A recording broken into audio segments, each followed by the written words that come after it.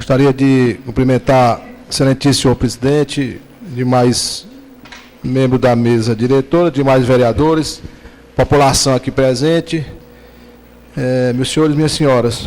Senhor presidente, como Vossa Excelência já tratou, há uma exigência legal no sentido de que, quadrimestralmente, então de 4 em 4 meses, o Poder Executivo, em todas as esferas, né, tanto federal como estadual e municipal, tem que se dirigir à população e, através do Poder Legislativo, que é o poder, não vou dizer o mais legítimo, mas é o mais próximo da população. Portanto, por isso, a delegação de ser feita na própria Câmara, né? E aí, o Poder Executivo vem à Câmara, utilizando desse espaço para apresentar à população e aos senhores vereadores o demonstrativo do relatório de gestão fiscal.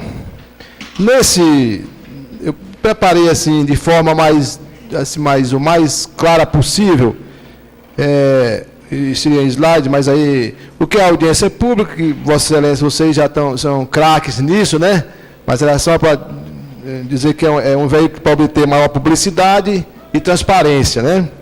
A exigência legal da apresentação do relatório, do artigo 9º, parágrafo 4º da Lei de Responsabilidade Fiscal, que determina que o Poder Executivo ele deverá demonstrar nos meses de maio, setembro e fevereiro, evidentemente que nós estamos em junho, mas isso depende do calendário da Câmara também, portanto, nós estamos cumprindo uma deliberação que foi comunicada à Casa, o cumprimento das metas fiscais em audiência pública. Essa audiência, ela poderia ser feita diretamente na comissão técnica, na Comissão de Finanças e Orçamento. Isso é feito no Congresso, porque lá são 500 e tantos deputados e tal.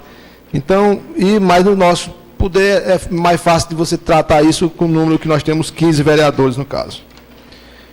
Aí nós já fizemos referência a onde fazer, o que deve ser avaliado, as metas de arrecadação, o resultado primário, o resultado nominal, as metas de amortização e a renúncia de receita quando houver. E na audiência, nós iremos tratar também os índices de pessoal e o equilíbrio das receitas e despesas, e os índices da receita e despesas. Bom, tem o primeiro quadro, que é exatamente o quadro das despesas empenhadas até o primeiro quadrimestre. Se os senhores observarem aí, tem por cada unidade administrativa, a exceção da Câmara, que não foi colocada, porque, na página 7, que a própria Câmara já tem seu próprio relatório, Vossa Excelência já deve ter, né, até publicado isso, que dá as despesas empenhadas, aquelas despesas dos contratos, da folha de pagamento, são despesas, inclusive, que ele pode ir até o final do ano, certo? Se faz o empenho por estimativa. Na parte 9, nós iremos passar aí para os anexos das metas fiscais. Nós temos aí dois quadros, um quadro da receita. Então, no primeiro, à esquerda, tem a previsão de arrecadação. E à direita, a arrecadação efetivamente realizada até o primeiro quadrimestre. Se a gente observar, está aí receita tributária, a receita de contribuições, a receita patrimonial, a receita de serviços e as transferências, né, que é onde é o maior percentual, né, que é onde está o FPM, ICMS e algumas receitas de transferências institucionais, né.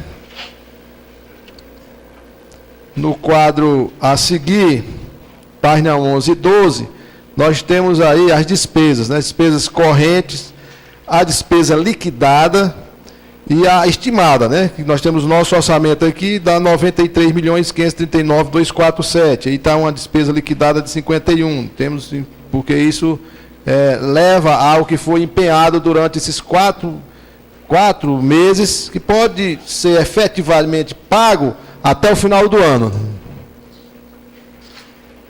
A seguir, nós temos as metas fiscais, que é o resultado primário. Tem a receita total, a receita não financeira e o resultado até o quadrimestre. Temos aí na página 15 o anexo das metas fiscais do primeiro quadrimestre. Então, esse aí na realidade, o que foi efetivamente arrecadado durante os 4 meses. Os senhores observarem, nós temos aí o mês de janeiro com a receita de 6.615.642,51, a despesa de 2.482.839,37, que dá um superávit de 4.132. E assim por diante. Fevereiro e março, fevereiro teve superávit e março teve um déficit, né? Exatamente porque no mês de março foi feito pagamento de despesas provenientes dos meses de janeiro e fevereiro. Portanto, por isso que dá essa diferença, né? No final, nós teremos um superávit de 8.955.014, que tem aí os principais saldos, para quem pudesse avaliar onde é que está esse dinheiro, né? Bom, 8 milhões e alguma coisa, né? Tem aí as contas do Banco do Brasil, as contas de convênio, e tem o Pacatuba Prev, que tem aí um valor mais expressivo de 5.641.254. E a conta do Fundeb, que está aí com 2 milhões, Fundeb geral, que é os 60%, 2.727.978,06. Bom, o outro cumprimento da obrigação é quanto ao resultado da demonstração da despesa de pessoal.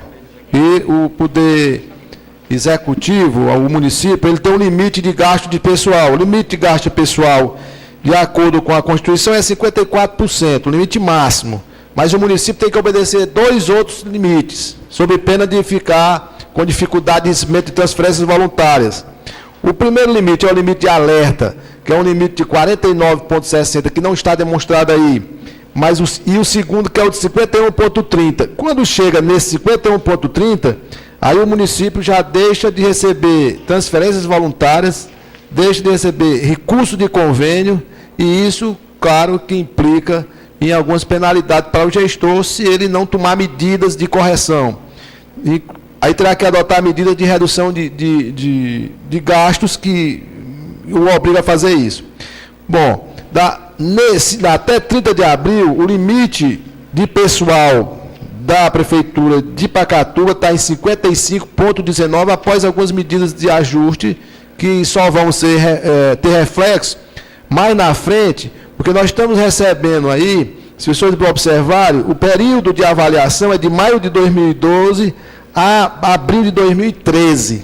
Então, nós temos 8 meses da gestão anterior e 4 meses da atual gestão. Então, as medidas, estamos em 51,19. Na situação que está aqui, o município tem que fazer um esforço muito grande para reduzir para baixo de 51,30, porque se ele não fizer isso aí, dá problema, né? E se não gastar mais do que 54, as contas de governo do prefeito terá, com certeza, desaprovadas. Portanto, essa aí, presidente, é o que a lei, assim, determina para que a gente possa fazer essa apresentação e, evidentemente, se tiver algum outro questionamento com relação a esses números aí, nós estamos à disposição. Se não tiver, se houver alguma explicação posterior, nós estaremos à disposição de Vossas Excelências para poder prestar esse esclarecimento. Ok, presidente?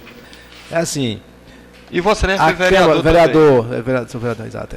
Então, a Câmara, como qualquer casa legislativa, é o extrato da sociedade, né? Então, os representantes nada mais representam do que os líderes das comunidades. Então, tem o comerciante, tem o empresário, tem um médico, tem um advogado, né?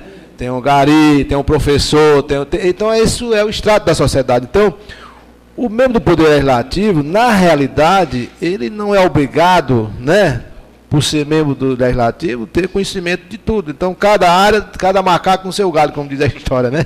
Cada um no seu quadrado. Exatamente. Então, mas é assim, como esse quadrado eu tenho a obrigação de saber, nós vamos dar assim, algumas informações básicas com relação à questão da execução orçamentária financeira, e que Vossa Excelência está tendo a oportunidade agora de ser um gestor e já contempla isso com muita sabedoria.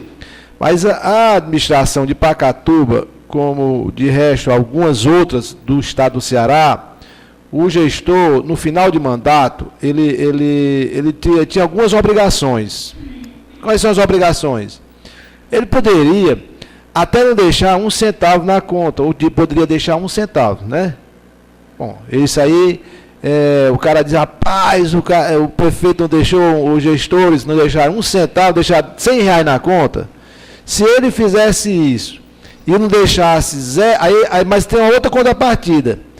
Por outro lado, ele não pode deixar, ele tem que deixar zero dívida, sob pena de cometer um crime.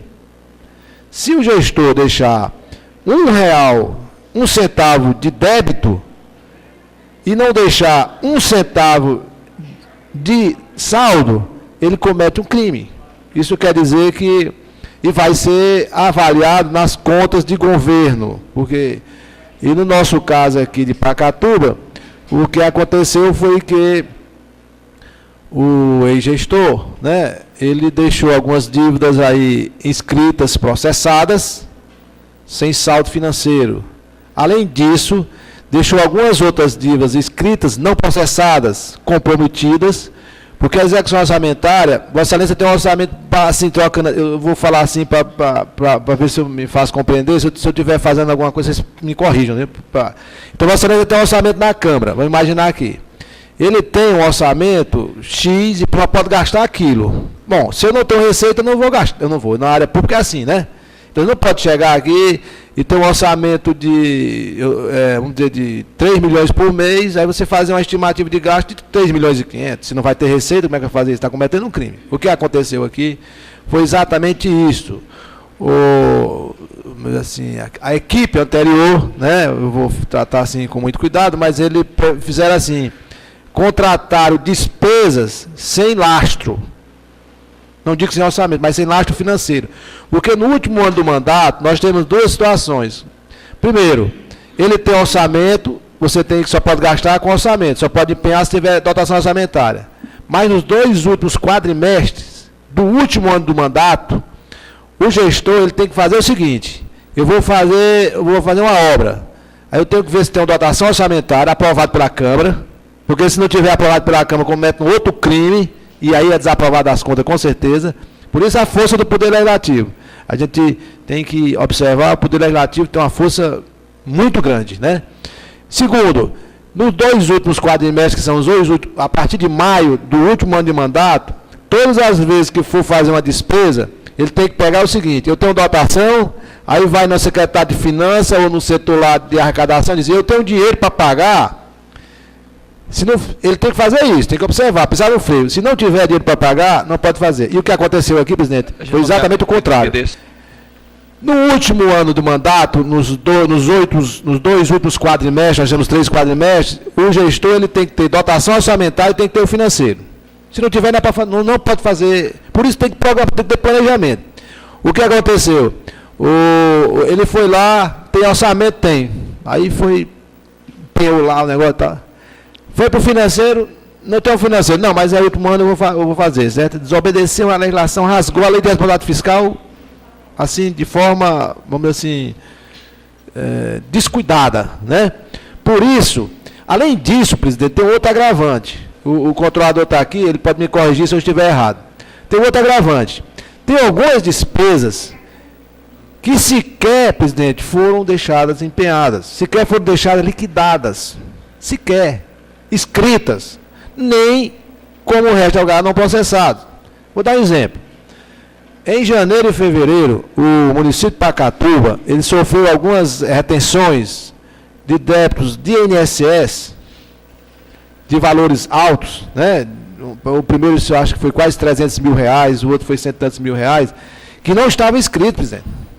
Como é despesa de caráter continuado, o município é obrigado, ele não tinha como se furtar aquilo ali, porque foi uma vamos dizer assim, num linguajar bem popular, uma garfada que a Receita Federal deu, porque o município aderiu a um parcelamento daquela lei da 11.960 e veio a medida provisória permitindo que ele fizesse o reescalonamento, o reparcelamento do débito para 240 meses e suspendeu todos os pagamentos, todos os débitos anteriores a 31 de outubro, que tinha vários parcelamentos, jogando para frente, certo?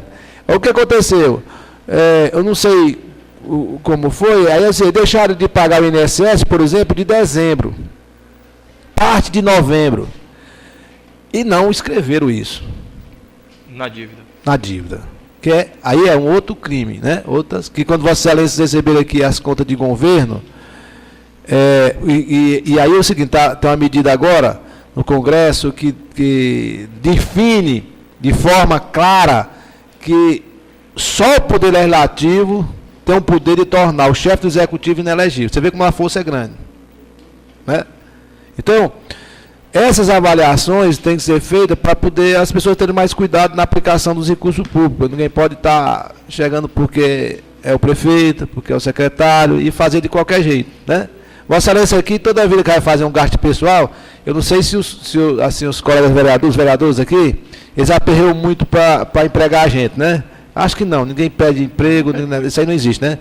Aí eu vou mais dizer o seguinte, quando chega lá em 70% do gasto, batendo 70%, nem que seja, por exemplo, assim, dizer assim, a Câmara, vamos supor, isso não vai ocorrer nunca, né? O plenário não vai funcionar porque precisa gastar 70,01. Vossa Excelência vai deixar o plenário sem funcionar sob pena de cometer um crime. Portanto, nós temos aqui, para vocês terem ideia, uma situação que vem da anterior, de 55,19, que estava em 58, 59. No primeiro quadrimestre, com os ajustes que foram feitos pela atual gestão, baixou para 55,19. Vai ter que adotar a medida para baixar para 51,30. Então, invariavelmente, às vezes eu digo isso sem muito entusiasmo, porque ninguém quer isso, e nem os senhores não iam querer isso. As contas do gestor eles vão ser, não existe, não tem milagre, certo? Só tem uma saída para aprovar. Os tribunais vão desaprovar as contas de governo. Vem para a Câmara tem que ter 2/3 para derrubar o parecer do tribunal. Só tem essa escapatória. Porque do jeito que está, nos números que está, as contas de governo do ex-prefeitado são aprovadas. Não tem como fazer. Eu não sei se era mais ou menos isso que tinha explicitado aí, né? Porque são duas situações, é pagar processado e não processado, que implica no comprometimento ao atual governo. E não foi só para Pacatuba, para ser justo, muitos municípios cometeram essa falha. Então, compromete muito a gestão. Imagine uma dívida de 3 milhões e tanto que o município é obrigado a pagar, porque a dívida é da prefeitura, não é do gestor individualmente. Ele é responsável porque ele colaborou para isto e vai ser, vamos dizer assim, cobrado por isso. Mas você já pensou... Se eu tinha que começar a gestão com 0 débitos, Severiano, estou começando a gestão com quase 4 milhões de débitos. Débitos inscritos e parte não inscritos. E os débitos e os parcelamentos que foram feitos, que comprometem mais ainda os próximos 4 anos. Já imaginou o que Pacatuba perdeu, deixou de investir, o Pacatuba em outros municípios, né? É mais ou menos isso, presidente, o retrato dessa história aqui, viu? Retrato que nós estamos vivendo hoje em Pacatuba.